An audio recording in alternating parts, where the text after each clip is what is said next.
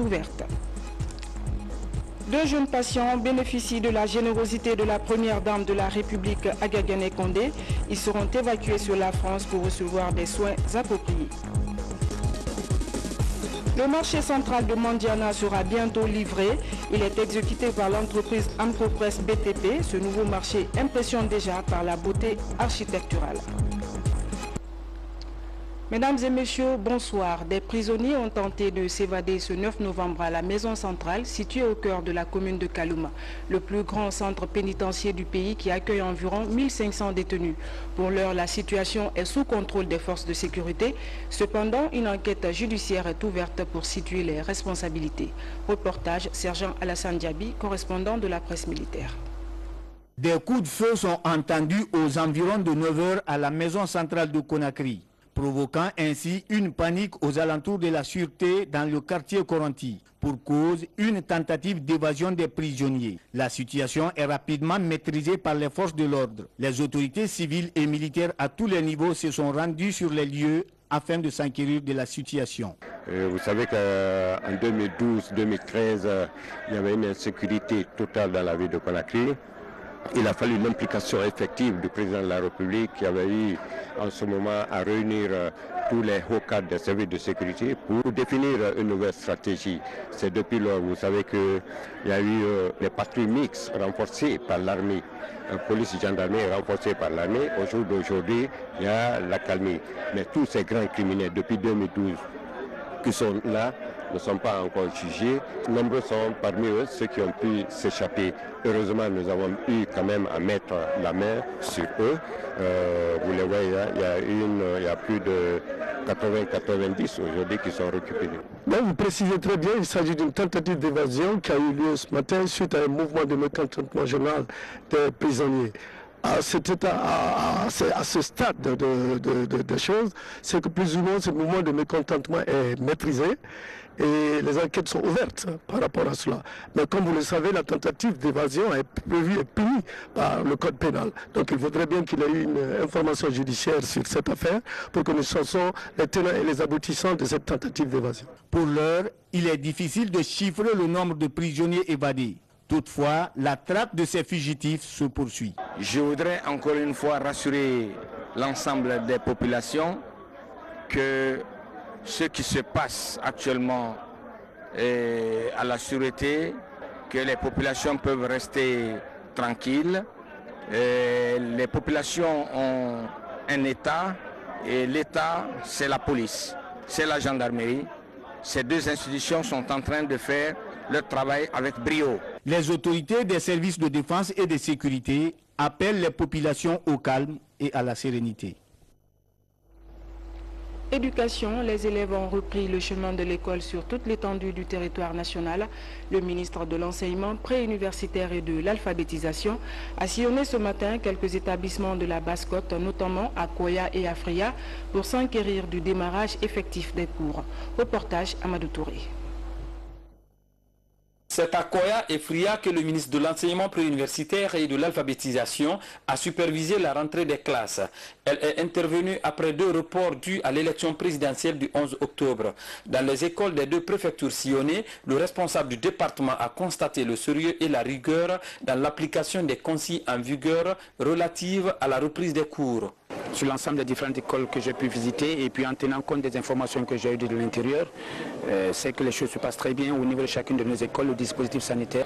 Aujourd'hui, je suis heureux de constater sur l'ensemble du territoire, en tout cas en tenant compte des informations et puis moi-même ayant visité et vu sur le terrain, je suis heureux de constater qu'il y a en plus de la forte mobilisation du personnel enseignant, il y a une forte présence des élèves. Après l'année scolaire spéciale observée l'an dernier à cause d'Ebola, les responsables scolaires sont déterminés cette année à réussir une année normale à l'image des autres pays de la sous-région. Je suis vraiment contente parce que les enfants ont répondu massivement et tous les enseignants sont là. Vous voyez devant chaque salle de classe il y a les kits sanitaires. Les élèves sont venus massivement. D'habitude quand on ouvre l'école, le premier jour les élèves ne viennent pas.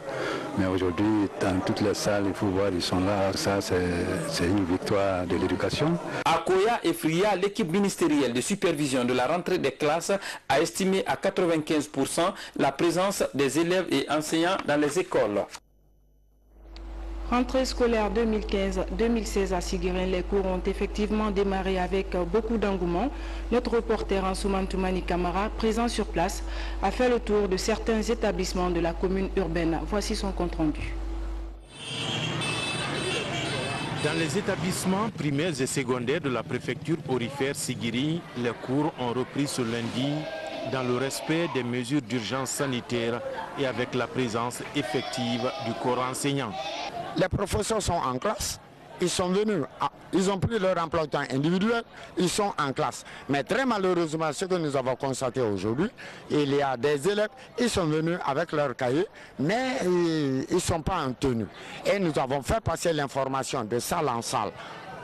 Ensuite, autour du mât, après la montée des couleurs à 7h45, d'aller se mettre en tenue et puis revenir pour reprendre les cours. Il y a de l'engouement franchement parce que je suis arrivé en 2013 au moment où il y avait 466 élèves. Au lieu de 466, je suis aujourd'hui à 766 élèves. Et je crois que l'année académique 2015-2016, j'aurai plus, j'irai jusqu'en 800. Cependant, après 4 mois de vacances et les multiples reports de la rentrée des classes, certains élèves ne sont toujours pas prêts. Comme vous le dites, il faut dire vrai. Et à Sigiri, vous savez que c'est une zone minière et les parents ont souvent tendance à envoyer les enfants dans les mines et mettre d'autres enfants pour la vente de l'eau à travers la ville. Ça a été déconseillé par l'APAE, la coordination de l'APAE, et nous exigerons toujours, nous continuons toujours dans ce sens pour sensibiliser les parents afin que les enfants puissent aller à l'école. Pour les autorités locales du système éducatif de Sigiri, toutes les conditions sont réunies pour une année académique réussie. L'ouverture des classes à Sigiri, au niveau du personnel, tous les personnels de l'encadrement et en situation de classe sont présents dans les écoles. Les élèves sont aujourd'hui à de 95 à 100% de présence dans les écoles. En matière de difficulté, il n'y a qu'une seule difficulté qu'on peut signaler. C'est que le lycée Kankoumoussa est en rénovation dans le cadre de l'anniversaire de l'indépendance de la République de Guinée. Alors l'entrepreneur est venu nous dire que dans un délai de 3 mois, l'ouvrage sera remis à la DPE. Mais au jour d'aujourd'hui, il a disparu après quelques semaines de travaux. Comme dans la plupart des localités du pays, le coût élevé et incontrôlé des frais de scolarité dans les écoles privées a obligé beaucoup de parents à s'orienter vers les écoles publiques. Et pour boucler ce dossier éducation, la ministre de l'Action sociale, de la promotion féminine et de l'enfance était aussi sur le terrain. Sanaba Kaba s'est rendue dans certaines écoles maternelles de la capitale. Objectif, apprécier de visu les conditions de démarrage des cours. Reportage Mohamed de Camara. Après 3 mois de vacances, les tout petits des écoles maternelles du Jardin 2 octobre, de Jean-Paul II et Angélus de Taouya ont repris le chemin des classes. Ce matin, l'engouement était total chez les enfants et leurs encadreurs. Comme l'année passée, cette rentrée scolaire est placée sous le signe de la vigilance contre le virus Ebola. Nous avons fait une bonne rentrée aujourd'hui. Tous nos anciens élèves sont là et même les nouveaux qui se sont inscrits, ils sont là. Donc tout se passe bien. Et avec la rentrée, nous sommes toujours vigilants avec cette maladie Ebola. Et nous avons mis toutes les dispositions en place pour la rentrée et pour la protection des enfants et puis du personnel d'encadrement. Après ces écoles préscolaires, Sanaba Kaba et ses cadres se sont rendus dans les écoles des sourds et muets de Boulbiné. C'est le moment de remercier l'autorité du ministère de l'Action sociale, de la promotion féminine et de l'enfance pour les moyens qu'ils ont mis à notre disposition pour qu'on puisse fonctionner sans problème. Le taux de présence des enfants est très satisfaisant. On note près de 80% de présence, ce qui démontre que les parents attendaient avec impatience ce jour de l'ouverture. Le dispositif sanitaire de lutte contre Ebola qui existe est très impressionnant. Ça dénote que le Guinée est encore dans les prédispositions de combattre Ebola. Dans les écoles préscolaires visitées, la ministre de l'Action sociale, de la promotion féminine et de l'enfance a offert quelques présents aux enfants, histoire d'assurer à ces tout-petits une rentrée scolaire réussie. Santé, après l'opération réussie des bébés siamois à Bari, 2 autres enfants bénéficient de la générosité de la première dame de la République. Des enfants malades victimes de sténose caustique. Le premier est déjà arrivé en France et le second s'apprête à quitter Conakry les jours à venir. Les précisions avec Ali Badra Kondé. Après l'opération réussie des bébés siamois, les membres de l'ONG La Chaîne de l'Espoir, basée en France, et la Fondation Prosmi de la première dame de la République, Adjidjene Kondé, viennent s'enquérir de l'état de santé de ces enfants. Toute une satisfaction pour la famille Bari. Vraiment, ça va, il mange bien, il joue bien. Physiquement, ça va très bien, mais c'est au niveau juste du pansement de Boubacar. 2 autres enfants victimes du sténose caustique doivent être évacués sur Paris. Sia Angèle Kamano, âgée de 3 ans, et Mohamed Keta, âgé de 2 ans, vont subir l'opération à l'hôpital Necker de Paris. Ça s'est passé à Massanta le 23 décembre 2014. La vie avait préparé de la soude caustique. Quand elle avait déposé la tasse, l'enfant est venu prendre la tasse et puis boire la soude caustique là. Par après, on l'a donné de l'huile gloria et l'œuf non préparé. Bon, nous sommes allés au centre de santé. Je remercie la chaîne de l'espoir et madame, la première dame et le président de la République. Les enfants vont rester en moyenne 3 mois en France. Ils seront pris en charge dans le même hôpital que les Siamois, Necker, enfants malades. Et ils vont être opérés d'ici 1 mois. On les prend en amont pour pouvoir vérifier qu'ils vont supporter l'opération et faire tous les tests en amont pour vérifier quel type d'opération ils vont avoir. Cette initiative de la première dame de la République, en partenariat avec l'ONG La Chaîne de l'Espoir, participe à améliorer les conditions de vie de la population guinéenne en général et les couches vulnérables en particulier. Je remercie la Chaîne de l'Espoir pour le partenariat qui se noue petit à petit entre la Fondation Prosmi. Ces enfants qui ont bu la soude caustique et qui depuis plus d'un an ne mangent plus normalement que par sonde. Donc là, ils vont être opérés, pris en charge par la Chaîne de l'Espoir, opérés en France. Et je prie pour qu'ils nous reviennent en bonne santé. Et nous remercions vraiment la Chaîne de l'Espoir pour ce qu'ils font pour les enfants de Guinée et en partenariat avec la Fondation. Sur instruction de la première dame de la République, la Fondation Prosmi s'attelle ici à l'aéroport international Conakry-Bessia aux formalités de départ du petit Mohamed Keta. Dans les jours à venir, Sia Angèle Kamano va rejoindre à son tour l'ONG La Chaîne de l'Espoir à Paris pour une prise en charge médicale. Au dire des médecins, le séjour sanitaire des 2 enfants à Paris va durer 3 mois. Un sommet international sera organisé à La Valette à Malte les 11 et 12 novembre prochains. Des chefs d'État et de gouvernements africains et européens ainsi que des institutions y sont conviés. Il sera question de trouver des solutions à la migration clandestine. En prélude donc à ce sommet, l'Union européenne a tenu une vidéoconférence pour communiquer sur le sujet. Reportage Marie-Angélique Bangoura. La migration clandestine, le sujet sera au cœur du débat entre l'Union européenne et les pays du monde. C'est lors du sommet à Malte du 12 au 14 novembre prochain. L'Union européenne tient à apporter une aide au développement à l'Afrique. Nous avons de grands flux de réfugiés entre les différents continents et l'esprit du sommet est d'échanger entre États européens et africains qui sont d'une manière ou d'une autre concernés par ce phénomène, d'échanger et trouver les meilleures solutions possibles. À travers cette vidéoconférence, des journalistes africains s'intéressent au sujet. Il s'agit de la Guinée, du Mali, du Sénégal, du Ghana, du Maroc, de l'Éthiopie, du Nigeria, du Soudan et de l'Égypte. Il est prévu dans ce sommet de discuter d'une déclaration politique d'un plan et d'un plan d'action d'autre part, là plus particulièrement en ce qui concerne la migration entre l'Europe et l'Afrique, mais pas seulement cela.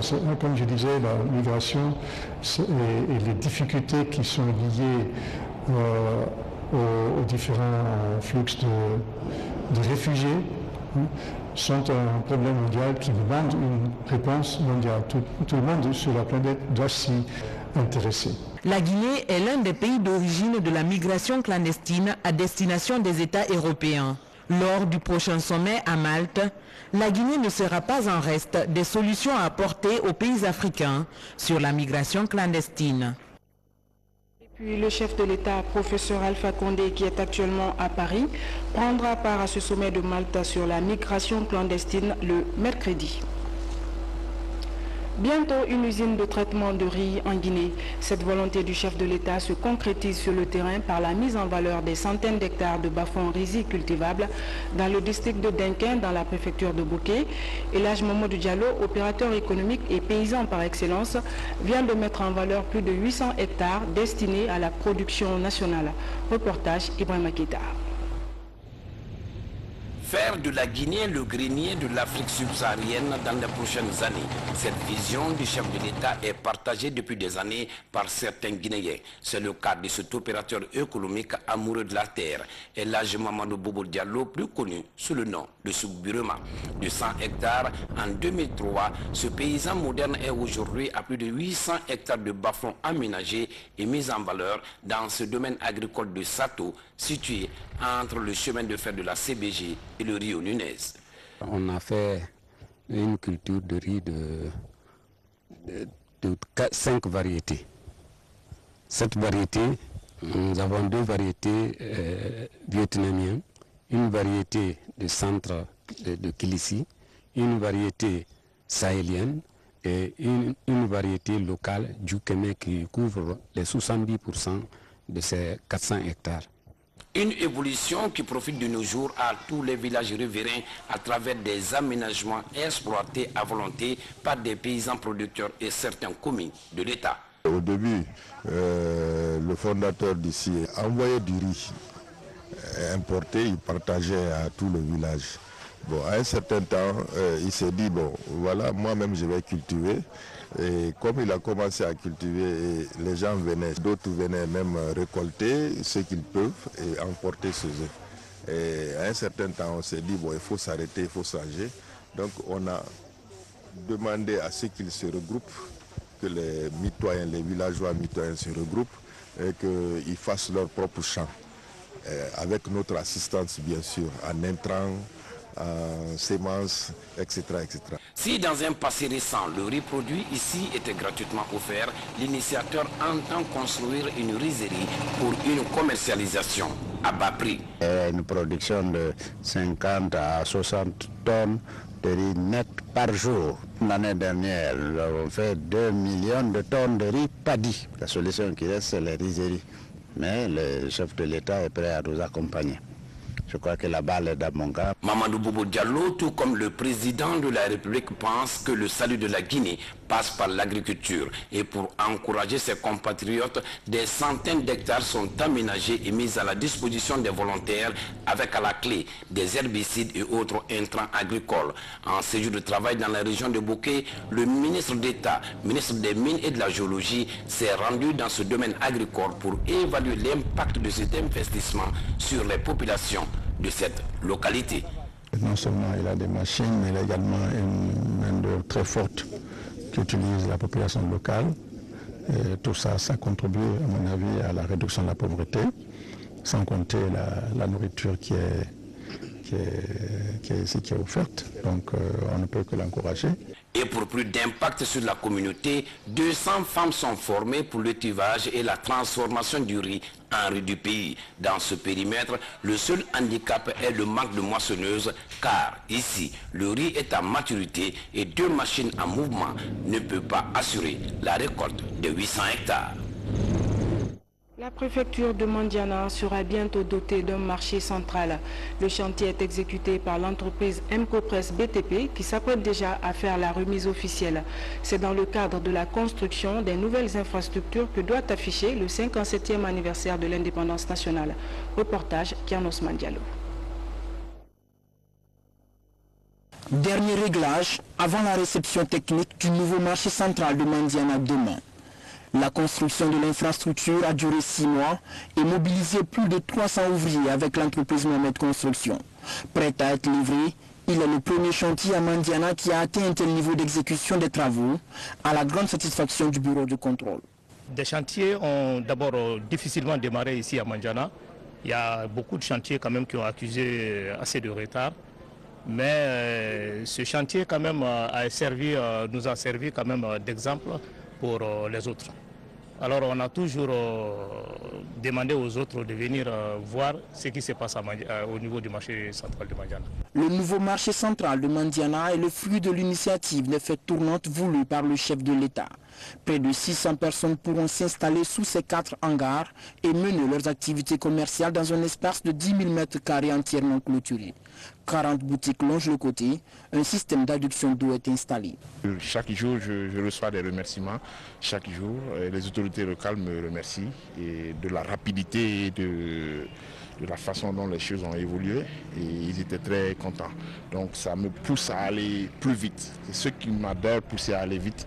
Parce que dès que ça a commencé, j'étais un peu dans l'allure comme les autres. Mais dès que j'ai vu l'engouement que ça envoyait les citoyens, c'est un marché avant tout. Donc le marché, c'est tout le monde. Seul regret, les 2 blocs de latrines à la charge des entrepreneurs locaux ne sont toujours pas construits. Remise de dons à la RTG Coloma. Il s'agit de 2 climatiseurs de grande capacité, un geste de l'OGP, Office guinéen de publicité, qui vient ainsi améliorer les conditions de travail au sein de la maison mère. Fatima Diallo. C'est un geste significatif pour la RTG Coloma. Elle bénéficie de 2 climatiseurs armoires. C'est un don de l'Office guinéen de publicité. L'initiative vise à améliorer les conditions de travail du personnel de la maison mère. En amenant aujourd'hui ces splits, les 2 armoires, pour permettre à la RTG de renforcer ses capacités, de renforcer ses dispositifs, de renforcer donc les conditions de travail ici, nous apportons une aide qui va être précieuse parce que ça va permettre, n'est-ce pas, d'être tranquille dans les salles de rédaction, dans les studios et de se sentir à l'aise. En recevant ces splits de grande capacité, les travailleurs de la RTG se disent galvanisés car ce matériel permettra à coup sûr d'améliorer leurs prestations pour satisfaire les nombreux auditeurs, téléspectateurs d'ici et d'ailleurs. Ces splits seront utilisés au grand plateau de la télévision nationale en attendant la fin des travaux de la coopération chinoise parce que vous le savez, la Chine est en train de réviser entièrement la maison de la radio-télévision guinéenne. Elle doit en même temps reprendre entièrement la climatisation centrale. Déjà, les techniciens sont sur pied pour l'installation de ces splits dans les locaux de la télévision nationale. Récemment, l'OGP a offert une session de formation à l'intention du personnel de la RTG. Autant de gestes qui renforcent le partenariat entre l'Office guinéen de publicité et la RTG Coloma. Voilà, mesdames et messieurs, c'est la fin de cette édition à tous. Merci de l'avoir suivi. Excellente soirée en compagnie de nos programmes. Bonsoir et à demain.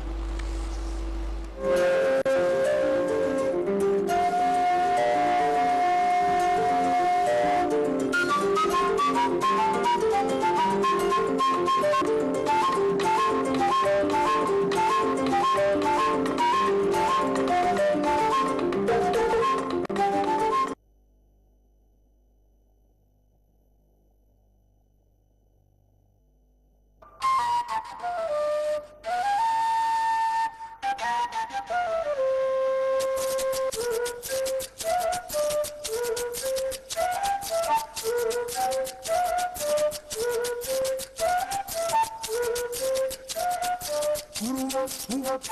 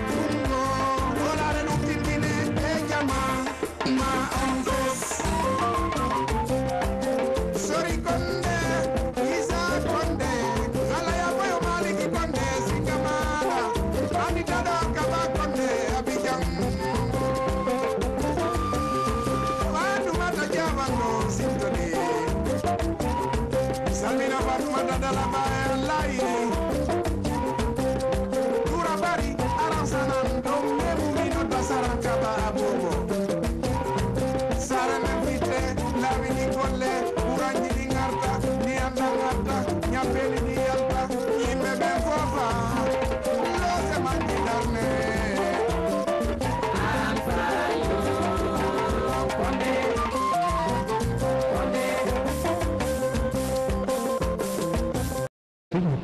pas seulement cela. Comme je disais, la migration et les difficultés qui sont liées aux différents flux de réfugiés sont un problème mondial qui demande une réponse mondiale. Tout le monde sur la planète doit s'y intéresser. La Guinée est l'un des pays d'origine de la migration clandestine à destination des États européens. Lors du prochain sommet à Malte, la Guinée ne sera pas en reste des solutions à apporter aux pays africains sur la migration clandestine. Puis le chef de l'État, professeur Alpha Condé, qui est actuellement à Paris, prendra part à ce sommet de Malte sur la migration clandestine le mercredi. Bientôt une usine de traitement de riz en Guinée. Cette volonté du chef de l'État se concrétise sur le terrain par la mise en valeur des centaines d'hectares de bas-fonds rizicultivables dans le district de Denquin, dans la préfecture de Bouquet. Elhadj Mamadou Diallo, opérateur économique et paysan par excellence, vient de mettre en valeur plus de 800 hectares destinés à la production nationale. Reportage Ibrahima Keita. Faire de la Guinée le grenier de l'Afrique subsaharienne dans les prochaines années. Cette vision du chef de l'État est partagée depuis des années par certains Guinéens. C'est le cas de cet opérateur économique amoureux de la terre, Elhadj Mamadou Bobo Diallo, plus connu sous le nom de Soukburema. De 100 hectares en 2003, ce paysan moderne est aujourd'hui à plus de 800 hectares de bas-fonds aménagés et mis en valeur dans ce domaine agricole de Sato, situé entre le chemin de fer de la CBG et le Rio Nunez. On a fait une culture de riz de 5 variétés. Cette variété, nous avons 2 variétés vietnamiennes, une variété de centre de Kilissi, une variété sahélienne et une variété locale du Kémé qui couvre les 70% de ces 400 hectares. Une évolution qui profite de nos jours à tous les villages riverains à travers des aménagements exploités à volonté par des paysans producteurs et certains communes de l'État. Au début, le fondateur d'ici envoyait du riz importé, il partageait à tout le village. Bon, à un certain temps, il s'est dit, bon, voilà, moi-même je vais cultiver. Et comme il a commencé à cultiver, les gens venaient, d'autres venaient même récolter ce qu'ils peuvent et emporter chez eux. Et à un certain temps, on s'est dit, bon, il faut s'arrêter, il faut changer. Donc on a demandé à ceux qu'ils se regroupent, que les mitoyens, les villageois mitoyens se regroupent et qu'ils fassent leur propre champ. Avec notre assistance, bien sûr, en intrants, en semences, etc., etc. Si dans un passé récent, le riz produit ici était gratuitement offert, l'initiateur entend construire une rizerie pour une commercialisation à bas prix. Une production de 50 à 60 tonnes de riz net par jour. L'année dernière, nous avons fait 2 millions de tonnes de riz paddy. La solution qui reste, c'est les rizeries. Mais le chef de l'État est prêt à nous accompagner. Je crois que la balle est dans mon camp. Mamadou Bobo Diallo, tout comme le président de la République, pense que le salut de la Guinée passe par l'agriculture. Et pour encourager ses compatriotes, des centaines d'hectares sont aménagés et mis à la disposition des volontaires avec à la clé des herbicides et autres intrants agricoles. En séjour de travail dans la région de Bouquet, le ministre d'État, ministre des Mines et de la Géologie, s'est rendu dans ce domaine agricole pour évaluer l'impact de cet investissement sur les populations de cette localité.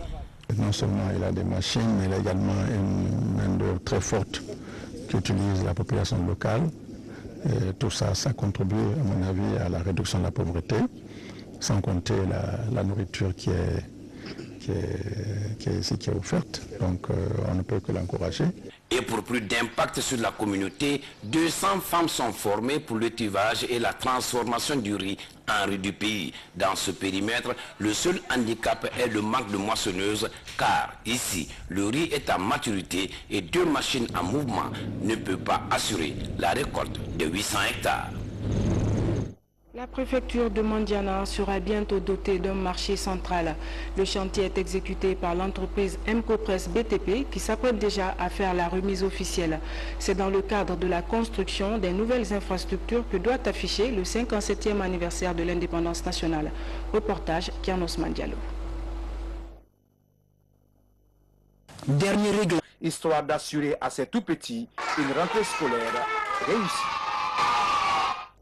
Santé, après l'opération réussie des bébés siamois à Bari, 2 autres enfants bénéficient de la générosité de la première dame de la République. Des enfants malades victimes de sténose caustique. Le premier est déjà arrivé en France et le second s'apprête à quitter Conakry les jours à venir. Les précisions avec Ali Badra Kondé. Après l'opération réussie des bébés siamois, les membres de l'ONG La Chaîne de l'Espoir, basée en France, et la Fondation Prosmi de la première dame de la République, Adjetiene Kondé, viennent s'enquérir de l'état de santé de ces enfants. Toute une satisfaction pour la famille Bari. Vraiment, ça va, ils mangent bien, ils jouent bien. Physiquement, ça va très bien, mais c'est au niveau juste du pansement de Boubacar. 2 autres enfants victimes d'une sténose caustique doivent être évacués sur Paris. Sia Angèle Kamano, âgée de 3 ans, et Mohamed Keta, âgé de 2 ans, vont subir l'opération à l'hôpital Necker de Paris. Ça s'est passé à Massanta le 23 décembre 2014. La vie avait préparé de la soude caustique.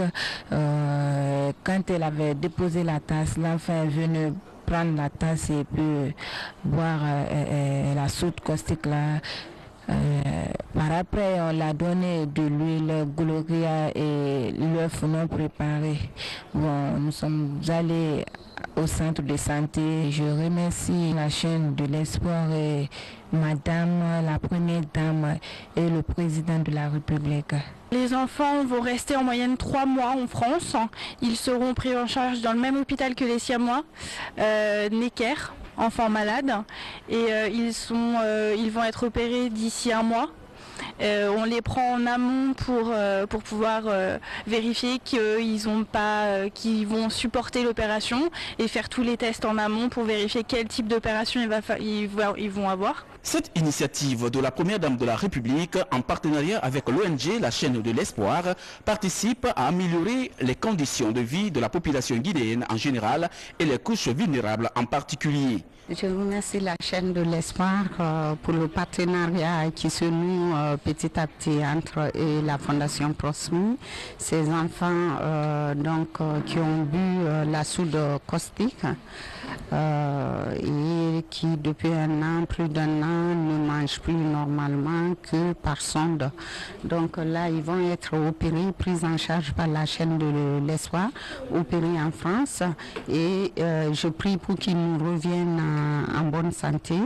Et nous remercions vraiment la Chaîne de l'Espoir pour ce qu'ils font pour les enfants de Guinée et en partenariat avec la Fondation. Sur instruction de la première dame de la République, la Fondation Prosmi s'attelle ici à l'aéroport international Conakry-Bessia aux formalités de départ du petit Mohamed Keta. Dans les jours à venir, Sia Angèle Kamano va rejoindre à son tour l'ONG La Chaîne de l'Espoir à Paris pour une prise en charge médicale. Au dire des médecins, le séjour sanitaire des 2 enfants à Paris va durer 3 mois. Un sommet international sera organisé à La Valette à Malte les 11 et 12 novembre prochains. Des chefs d'État et de gouvernements africains et européens ainsi que des institutions y sont conviés. Il sera question de trouver des solutions à la migration clandestine. En prélude donc à ce sommet, l'Union européenne a tenu une vidéoconférence pour communiquer sur le sujet. Reportage Marie-Angélique Bangoura. La migration clandestine, le sujet sera au cœur du débat entre l'Union européenne et les pays du monde. C'est lors du sommet à Malte du 12 au 14 novembre prochain. L'Union européenne tient à apporter une aide au développement à l'Afrique. Nous avons de grands flux de réfugiés entre les différents continents et l'esprit du sommet est d'échanger entre États européens et africains qui sont d'une manière ou d'une autre concernés par ce phénomène, d'échanger et trouver les meilleures solutions possibles. À travers cette vidéoconférence, des journalistes africains s'intéressent au sujet. Il s'agit de la Guinée, du Mali, du Sénégal, du Ghana, du Maroc, de l'Éthiopie, du Nigeria, du Soudan et de l'Égypte. Il est prévu dans ce sommet de discuter d'une déclaration politique d'une part et d'un plan d'action d'autre part, là plus particulièrement en ce qui concerne la migration entre entre l'Europe et l'Afrique. Démarré avec beaucoup d'engouement, notre reporter Ansouman Toumani Kamara, présent sur place, a fait le tour de certains établissements de la commune urbaine. Voici son compte-rendu. Dans les établissements primaires et secondaires de la préfecture aurifère Sigiri, les cours ont repris ce lundi dans le respect des mesures d'urgence sanitaire et avec la présence effective du corps enseignant. Les professeurs sont en classe, ils sont venus, ils ont pris leur emploi de temps individuel, ils sont en classe. Mais très malheureusement, ce que nous avons constaté aujourd'hui, il y a des élèves, ils sont venus avec leur cahier, mais ils ne sont pas en tenue. Et nous avons fait passer l'information de salle en salle. Ensuite, autour du mât, après la montée des couleurs à 7h45, d'aller se mettre en tenue et puis revenir pour reprendre les cours. Il y a de l'engouement franchement parce que je suis arrivé en 2013 au moment où il y avait 466 élèves. Au lieu de 466, je suis aujourd'hui à 766 élèves. Et je crois que l'année académique 2015-2016, j'irai jusqu'en 800. Cependant, après 4 mois de vacances et les multiples reports de la rentrée des classes, certains élèves ne sont toujours pas prêts. Comme vous le dites, il faut dire vrai. Et à Sigiri, vous savez que c'est une zone minière et les parents ont souvent tendance à envoyer les enfants dans les mines et mettre d'autres enfants pour la vente de l'eau à travers la ville. Ça a été déconseillé par l'APAE, la coordination de l'APAE, et nous exigerons toujours, nous continuons toujours dans ce sens pour sensibiliser les parents afin que les enfants puissent aller à l'école. Pour les autorités locales du système éducatif de Sigiri, toutes les conditions sont réunies pour une année académique réussie. L'ouverture des classes à Sigiri, au niveau du personnel, tous les personnels de l'encadrement et en situation de classe sont présents dans les écoles. Les élèves sont aujourd'hui à 95 à 100% de présence dans les écoles. En matière de difficulté, il n'y a qu'une seule difficulté qu'on peut signaler. C'est que le lycée Kankoumoussa est en rénovation dans le cadre de l'anniversaire de l'indépendance de la République de Guinée. Alors l'entrepreneur est venu nous dire que dans un délai de 3 mois, l'ouvrage sera remis à la DPE. Mais au jour d'aujourd'hui, il a disparu après quelques semaines de travaux. Comme dans la plupart des localités du pays, le coût élevé et incontrôlé des frais de scolarité dans les écoles privées a obligé beaucoup de parents à s'orienter vers les écoles publiques. Et pour boucler ce dossier éducation, la ministre de l'Action sociale, de la promotion féminine et de l'enfance était aussi sur le terrain. Sanaba Kaba s'est rendue dans certaines écoles maternelles de la capitale. Objectif apprécier de visu les conditions de démarrage des cours. Reportage Mohamed de Camara. Après 3 mois de vacances, les tout-petits des écoles maternelles du Jardin 2 Octobre, de Jean-Paul II et Angélus de Taouya ont repris le chemin des classes. Ce matin, l'engouement était total chez les enfants et leurs encadreurs. Comme l'année passée, cette rentrée scolaire est placée sous le signe de la vigilance contre le virus Ebola. Nous avons fait une bonne rentrée aujourd'hui. Tous nos anciens élèves sont là et même les nouveaux qui se sont inscrits, ils sont là. Donc tout se passe bien. Et avec la rentrée, nous sommes toujours vigilants avec cette maladie Ebola. Et nous avons mis toutes les dispositions en place pour la rentrée et pour la protection des enfants et puis du personnel d'encadrement. Après ces écoles préscolaires, Sanaba Kaba et ses cadres se sont rendus dans les écoles des sourds et muets de Boulbiné. C'est le moment de remercier l'autorité du ministère de l'Action sociale, de la promotion féminine et de l'enfance pour les moyens qu'ils ont mis à notre disposition pour qu'on puisse fonctionner sans problème. Le taux de présence des enfants est très satisfaisant. On note près de 80% de présence, ce qui démontre que les parents attendaient avec impatience ce jour de l'ouverture. Le dispositif sanitaire de lutte contre Ebola qui existe est très impressionnant. Ça dénote que le Guinée est encore dans les prédispositions de combattre Ebola. Dans les écoles préscolaires visitées, la ministre de l'Action sociale, de la promotion féminine et de l'enfance a offert quelques présents aux enfants. Ouverte. 2 jeunes patients bénéficient de la générosité de la première dame de la République, Agagane Condé.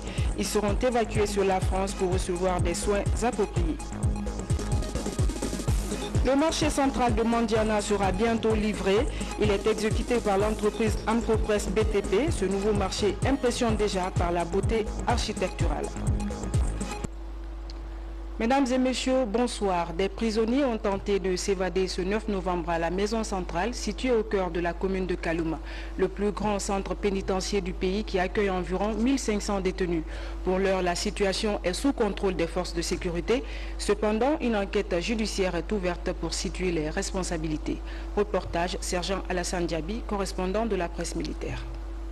Des coups de feu sont entendus aux environs de 9 h à la maison centrale de Conakry, provoquant ainsi une panique aux alentours de la sûreté dans le quartier Koranti, pour cause une tentative d'évasion des prisonniers. La situation est rapidement maîtrisée par les forces de l'ordre. Les autorités civiles et militaires à tous les niveaux se sont rendues sur les lieux afin de s'enquérir de la situation. Vous savez qu'en 2012-2013, il y avait une insécurité totale dans la ville de Conakry. Il a fallu l'implication effective du président de la République qui avait eu en ce moment à réunir tous les hauts cadres des services de sécurité pour définir une nouvelle stratégie. C'est depuis lors, vous savez qu'il y a eu les patrouilles mixtes renforcées par l'armée, police et gendarmerie renforcées par l'armée. Au jour d'aujourd'hui, il y a la calmie.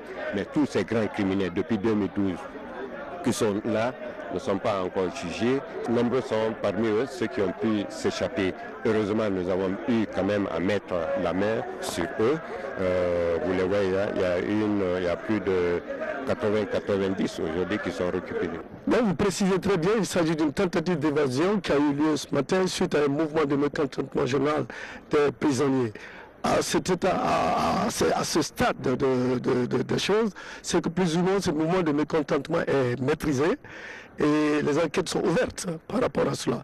Mais comme vous le savez, la tentative d'évasion est prévue et punie par le code pénal. Donc il faudrait bien qu'il y ait eu une information judiciaire sur cette affaire pour que nous sachions les tenants et les aboutissants de cette tentative d'évasion. Pour l'heure, il est difficile de chiffrer le nombre de prisonniers évadés. Toutefois, la traque de ces fugitifs se poursuit. Je voudrais encore une fois rassurer l'ensemble des populations que ce qui se passe actuellement à la sûreté, que les populations peuvent rester tranquilles. Les populations ont un État et l'État, c'est la police, c'est la gendarmerie. Ces deux institutions sont en train de faire leur travail avec brio. Les autorités des services de défense et de sécurité appellent les populations au calme et à la sérénité. Éducation, les élèves ont repris le chemin de l'école sur toute l'étendue du territoire national. Le ministre de l'Enseignement préuniversitaire et de l'Alphabétisation a sillonné ce matin quelques établissements de la Basse-Côte, notamment à Koya et à Fria, pour s'enquérir du démarrage effectif des cours. Reportage Amadou Touré. C'est à Koya et Fria que le ministre de l'Enseignement préuniversitaire et de l'Alphabétisation a supervisé la rentrée des classes. Elle est intervenue après 2 reports dus à l'élection présidentielle du 11 octobre. Dans les écoles des 2 préfectures sillonnées, le responsable du département a constaté le sérieux et la rigueur dans l'application des consignes en vigueur relatives à la reprise des cours. Sur l'ensemble des différentes écoles que j'ai pu visiter et puis en tenant compte des informations que j'ai eues de l'intérieur, c'est que les choses se passent très bien au niveau de chacune de nos écoles, le dispositif sanitaire. Aujourd'hui, je suis heureux de constater sur l'ensemble du territoire, en tout cas en tenant compte des informations et puis moi-même ayant visité et vu sur le terrain, je suis heureux de constater qu'il y a en plus de la forte mobilisation du personnel enseignant, il y a une forte présence des élèves. Après l'année scolaire spéciale observée l'an dernier à cause d'Ebola, les responsables scolaires sont déterminés cette année à réussir une année normale à l'image des autres pays de la sous-région. Je suis vraiment contente parce que les enfants ont répondu massivement et tous les enseignants sont là. Vous voyez, devant chaque salle de classe, il y a les kits sanitaires. Les élèves sont venus massivement. D'habitude, quand on ouvre l'école, le premier jour, les élèves ne viennent pas. Mais aujourd'hui, dans toutes les salles, il faut voir, ils sont là. Ça, c'est une victoire de l'éducation. À Koya et Fria, l'équipe ministérielle de supervision de la rentrée des classes a estimé à 95% la présence des élèves et enseignants dans les écoles. Rentrée scolaire 2015-2016 à Siguirin, les cours ont effectivement... Avant la réception technique du nouveau marché central de Mandiana demain. La construction de l'infrastructure a duré 6 mois et mobilisé plus de 300 ouvriers avec l'entreprise Mohamed Construction. Prête à être livrée, il est le premier chantier à Mandiana qui a atteint un tel niveau d'exécution des travaux, à la grande satisfaction du bureau de contrôle. Des chantiers ont d'abord difficilement démarré ici à Mandiana. Il y a beaucoup de chantiers quand même qui ont accusé assez de retard. Mais ce chantier quand même nous a servi quand même d'exemple pour les autres. Alors on a toujours demandé aux autres de venir voir ce qui se passe au niveau du marché central de Mandiana. Le nouveau marché central de Mandiana est le fruit de l'initiative des fêtes tournantes voulues par le chef de l'État. Près de 600 personnes pourront s'installer sous ces 4 hangars et mener leurs activités commerciales dans un espace de 10 000 m² entièrement clôturé. 40 boutiques longent le côté, un système d'adduction d'eau est installé. Chaque jour, je reçois des remerciements. Chaque jour, les autorités locales me remercient et de la rapidité et de la façon dont les choses ont évolué et ils étaient très contents. Donc ça me pousse à aller plus vite. C'est ce qui m'a d'ailleurs poussé à aller vite parce que dès que ça a commencé, j'étais un peu dans l'allure comme les autres. Mais dès que j'ai vu l'engouement que ça envoyait les citoyens, c'est un marché avant tout. Donc le marché c'est tout le monde.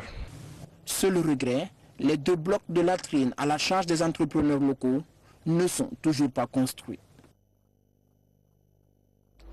Remise de dons à la RTG Coloma. Il s'agit de 2 climatiseurs de grande capacité, un geste de l'OGP, Office guinéen de publicité, qui vient ainsi améliorer les conditions de travail au sein de la maison mère. Fatima Diallo. C'est un geste significatif pour la RTG Coloma. Elle bénéficie de 2 climatiseurs armoires. C'est un don de l'Office guinéen de publicité. L'initiative vise à améliorer les conditions de travail du personnel de la maison mère.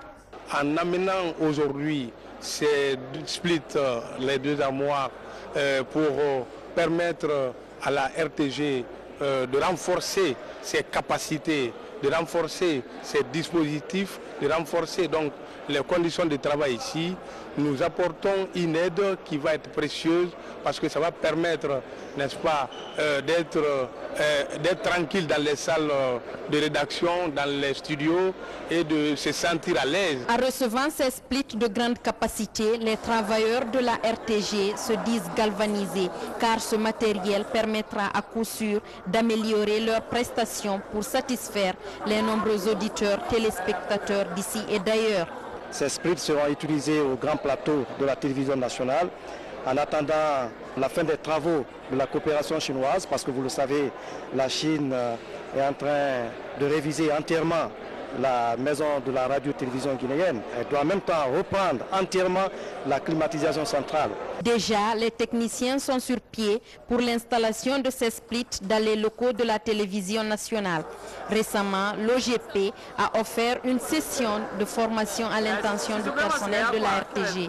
Autant de gestes qui renforcent le partenariat entre l'Office guinéen de publicité et la RTG Coloma. Voilà, mesdames et messieurs, c'est la fin de cette édition à tous. Merci de l'avoir suivi. Excellente soirée en compagnie de nos programmes. Bonsoir et à demain.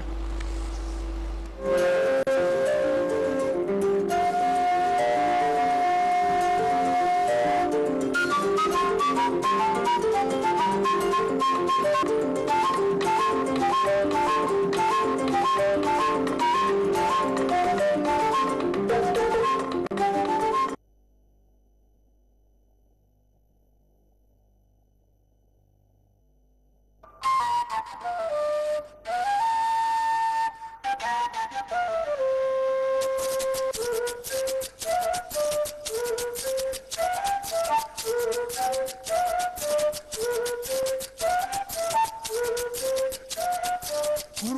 Si